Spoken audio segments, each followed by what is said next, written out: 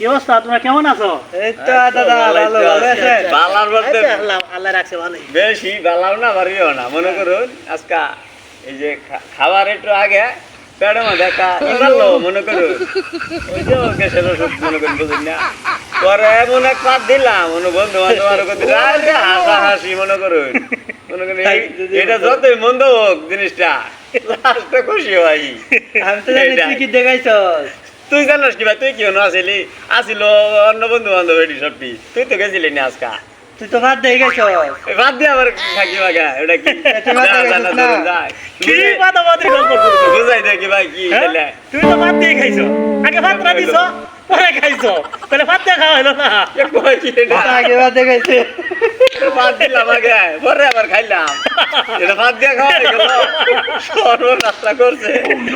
উন্নত না আমার কি করবো? ভাত দিয়ে খাইছো। সর্বনাশ।